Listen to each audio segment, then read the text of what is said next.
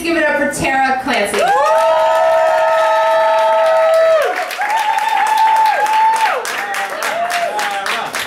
So, 10 years ago, my wife's sister decided that she wanted to get married on a cruise ship.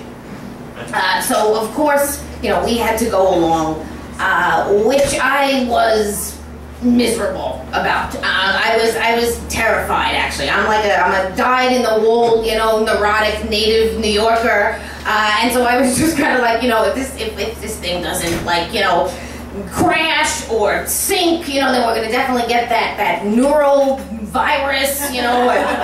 Forget about like the germs on these things, like. What about the people, you know? Yeah, right. I'm like, you know, they're gonna like string our lesbian asses up on the Lido deck, you know? And I'm like, just look at them, honey, just look. Oh, I'm actually saying all of this as we are walking up the game. Not my best idea.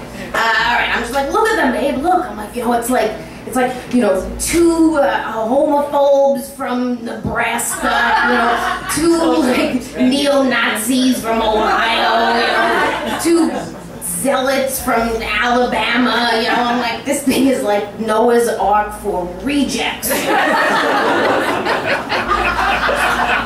But my wife, who is just sort of like my opposite in every way, which is to say, an optimist. He's like, you know, it's gonna be fine, we're gonna have some pina coladas, you know, just shut the fuck up. Alright, so it's the first night in, and as usual, she's right, I'm a jerk, right? I'm having a fucking blast. I'm doing shots with the Nazis, I'm like with the zealots, you know, I don't give a fuck.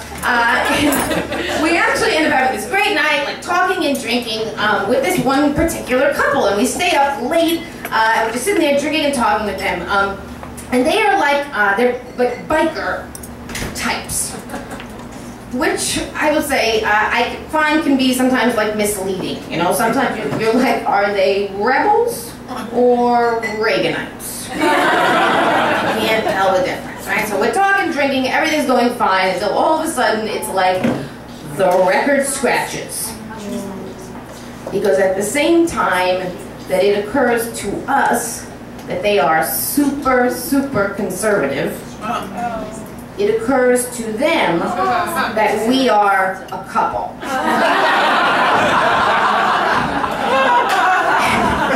And they're literally like, you are lesbians? Like that. No one's ever needed to ask me that.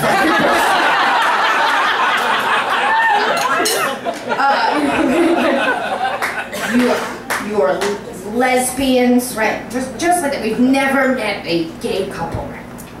You have. Anyway. My wife instantly does that, like, cringe-worthy thing. She's like, and aren't we just nice people like you? We've just been having the most wonderful time, right? And I'm like abandoned ship. You know, I'm gone. I have the life jacket on. I'm in for the lifeboats, right? Whatever. It's not all that terrible. We sort of say this awkward goodbye. We leave. All right. Next day we wake up. Everyone on this ship goes out to the pool deck. This is what you do. And my wife is like, you know, we're going. And I'm like, no, we're not. I am completely paranoid. I'm like, they are going to fucking kill us. I don't want to go. But she's like, we're going. And so whatever. Here she is. She's got this hat. She's got this like bikini with little cherries on it. She's got this matching cherry high-heeled shoes, whatever. You know, she's like ready to parade out there like she is the lesbian Liz Taylor. Right? Meanwhile, I'm behind her, like, kind of like wearing a fake mustache and hiding behind potted plants. You know, I'm like the lesbian Pink Panther. We get out of the pool deck, we find two chairs in like, you know, 3 seconds. We sit down. I'm pretty much hiding underneath my magazine, and I think, I don't know, maybe no more than like 5 minutes, my wife starts, I see it at like the corner of my eye, she's like waving, and I'm like, oh, fuck, right? And I look up over the top of my magazine, and there they are, the bikers, and they are walking towards us. And just before, like, I pull the magazine back up, I see this, like, flash of silver. like something metal in the guy's hands. And I'm like, oh my God, he has a gun. He has a fucking gun. He has smuggled a gun onto the ship. I knew it, NRA motherfucker, right? And my like genius instinct now is to hide back underneath my New Yorker, all right? Likely not bulletproof, right? It was a double issue, but still. Here I am, I'm under the magazine, and 30 seconds later, these two people are standing at the foot of our lounge chairs, and I peer back over the top, and he's got 4 cans of Coors Light.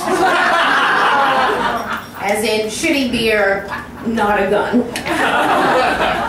And he hands one to my wife, and he hands one to me, and him and his wife sort of say together, they're like, look, we're really sorry about the awkwardness of last night. We liked you, we had a great time, and we hope we can be friends. And my wife is like, you see? You see? She's like in heaven. All right, what is the point? The point is, I'm a judgmental asshole. That's the fucking point, but this is a 2-part story, because as it turns out, I got a chance to redeem myself 1 year later, okay? You ready? Here we go. A year later, exactly. A year later, it's 9 o'clock in the morning, I am bartending at a really rough dive, right? Kind of place that opens at 9 o'clock in the morning, right? I don't need to say anything more than that. You don't need more description, all right? So it's just me alone in the bar with this really, really raggedy-looking older guy.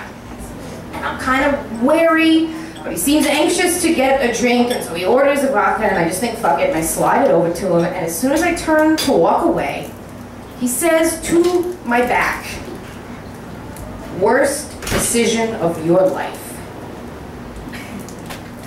And my heart sinks, right?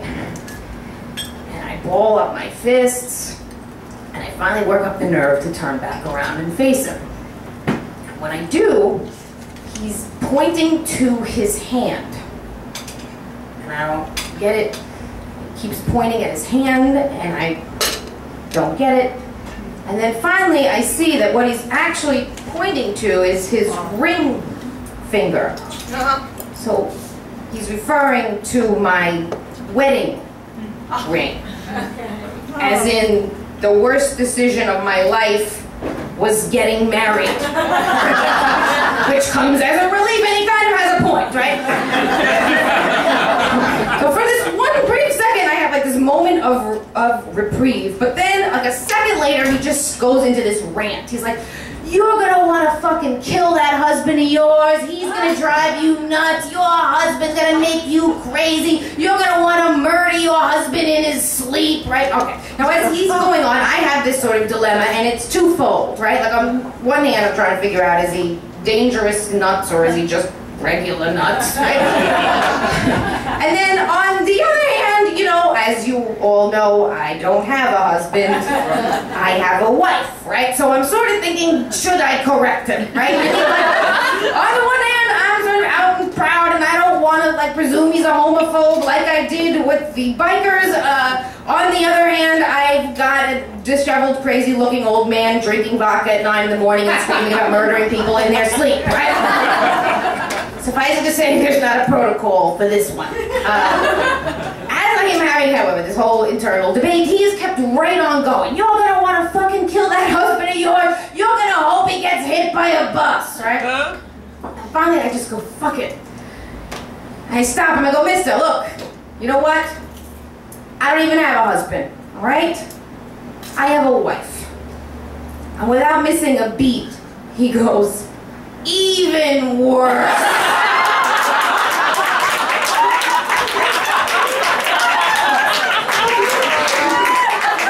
Right back. You're gonna want to fucking kill her. She's gonna drive you nuts. You're gonna want to kill that wife of yours. Fucking equality, man. Fucking equality. Thank you.